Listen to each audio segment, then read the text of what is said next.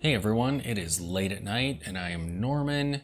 It is time, once again, for some watch news.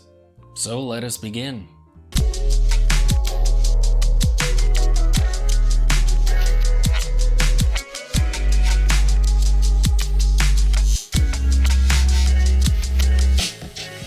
The first article I have comes to us from Watches by SJX. And this is a story about a gunsmith who has handmade a watch.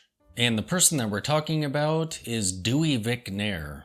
He's in his mid-50s and he's well respected for restoring rifles and shotguns. He's been doing this for a while and he decided to try his hand at watchmaking. So he's kind of been dabbling in repairing watches a bit here and there and took the plunge hand producing an entire watch. Now, I believe the movement wasn't from scratch, but he did replace enough parts in it to where he may as well have built the movement. And bear in mind, he's completely self-taught, which is also pretty amazing. And also the prices that his watches go for are pretty impressive. So he does these made to order, so he hasn't just made one watch. You can buy a watch from him and he'll build it for you. And judging by the pictures, his watches look pretty amazing. I really like the partially skeletonized dial on this watch. It kind of reminds me of some of the fun things that brands like Swatch do. And it's cool how the sub-seconds dial is open as well. It's simply a hollow band with the seconds markers on it. He created the hands himself by hand and heat blued them. I love the floating hour indices on this watch. The case is sleek and elegant. It's kind of dressy, kind of fun, kind of sporty, all rolled together. And what's really cool is he's put together a photo essay of the entire watchmaking project.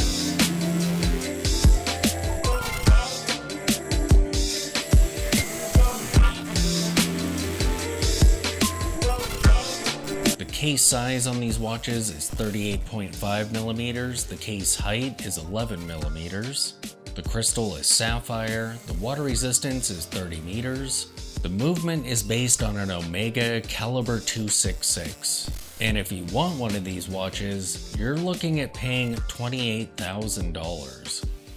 But I mean, they're entirely handmade. That is just crazy. I love watchmakers out there that do this, where they're a hobbyist or they're a one-person operation and they hand make watches. That is always amazingly impressive to me. And how rewarding would that be? The next article I have comes to us from a blog to watch. And this is a review of a Traska GMT.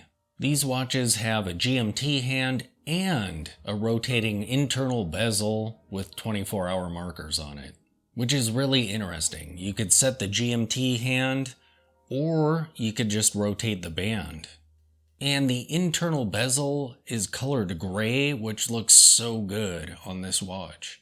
I love the dark hour and minutes hands, and the pop of blue on the GMT hand looks pretty good too. The applied hour markers look great, and the framed date window is done really well. Another great thing about that rotating bezel that's inside this watch is as you're turning its crown, it ratchets 4 times per hour, so it kind of snaps into place, making it really easy to set that internal bezel. It's so crazy. I don't think I've ever seen a GMT that operates like this.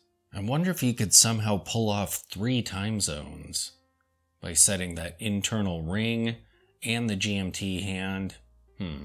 Maybe not. Maybe if that internal ring had 12 markers, then you probably could. The case size is 38.5 millimeters. The case height is 10 millimeters.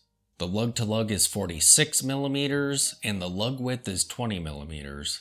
The water resistance is 150 meters. The crystal is sapphire. And the movement inside these watches is a Miyota 9075.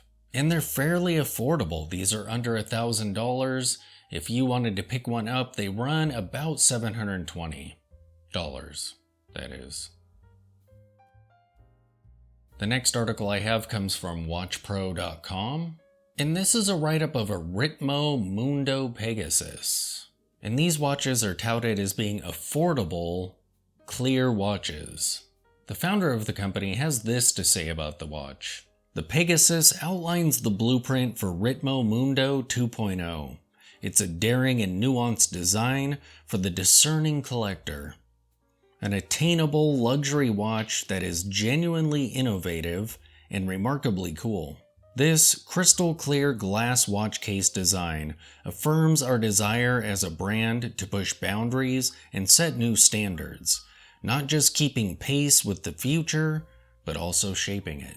So other watches that have this aesthetic, that have sapphire cases, are extremely expensive. Now bear in mind, these watches do not have sapphire cases, they have glass cases. However, the company assures us that the glass used in these is very hard. But that allows the company to sell these watches for a price that isn't luxury expensive. They still aren't super cheap, but they aren't tens to hundreds of thousands either. But they're massive watches and they just kind of look brickish, like a big block of crystal on your wrist.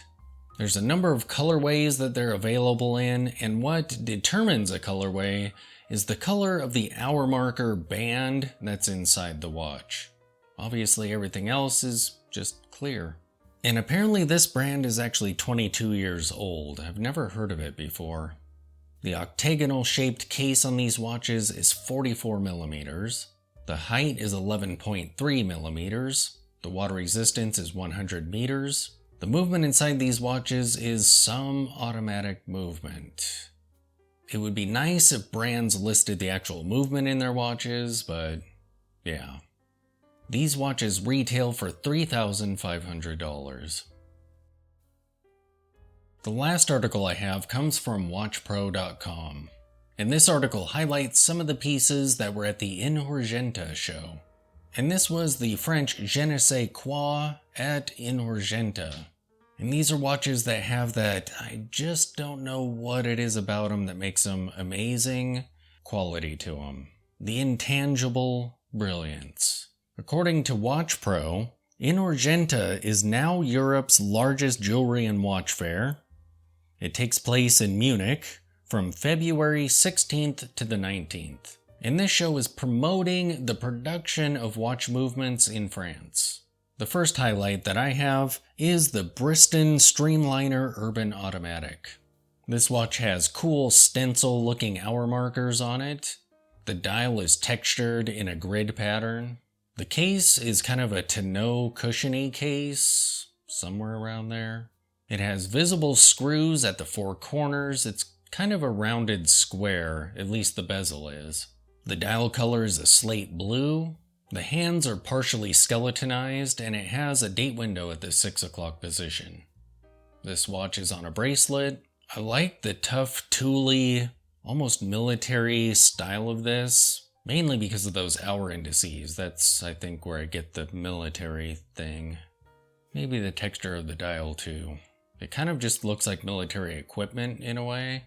The case size on this watch is 40 millimeters. And the movement inside it is a Seiko NH35, which is interesting because I thought this show was promoting French movement making, but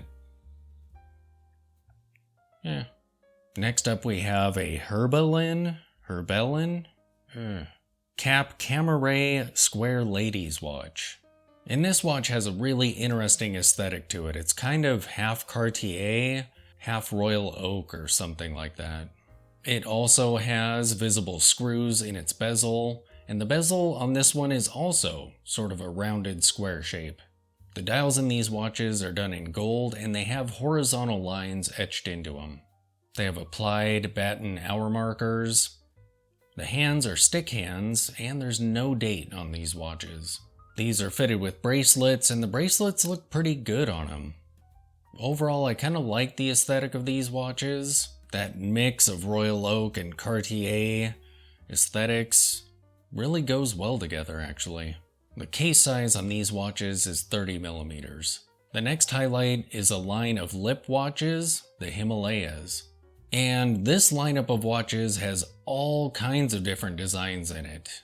There doesn't really appear to be a central theme to them, so it's a pretty loose collection. As you can see, some are chronographs, some are not, some are skeletonized, some are very classy looking. I really like the white dial chronograph with the gold highlights on it. That's pretty cool. The case sizes on these watches range from 35mm up to 40mm. And they even have a variety of movements within them, from quartz to Miyota mechanical movements, whatever you want. Next up we have another ladies watch, and this is a Pierre Lanier Melody watch. These watches have rose gold cases on them and partially skeletonized dials. The dial itself is a dark gray color, and the markers and hands are also in rose gold.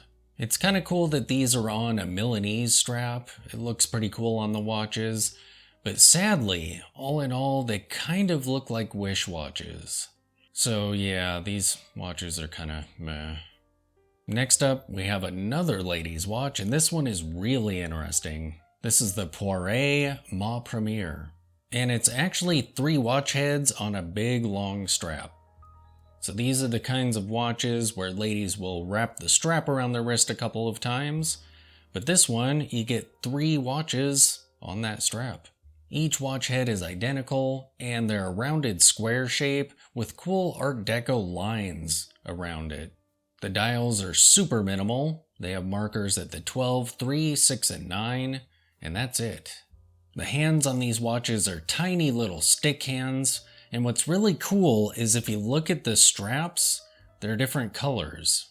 And the colors that were chosen for these straps work really well together. All in all, this watch looks great. It's a great looking ladies watch. Just super unique and fun. And the last highlighted watch that I have is a Utinum watch, Pop-Up Mural. This is a super unique looking watch. Look at those crazy hands. They have little leaf shapes at the end of them. The case shape is very interesting. It kind of looks like a tonneau watch swallowed a round watch. There's a circle around the dial with lines that radiate out to the outer edges of the dial. The brand's logo looks pretty cool. The date window on this does not.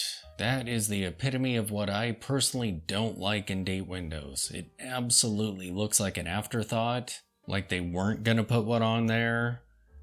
But then the big bosses said you have to put a date window on there, so someone just cut a square into the dial and called it good. It's a very interesting colorway, especially on that strap. Everything is just kind of very beige.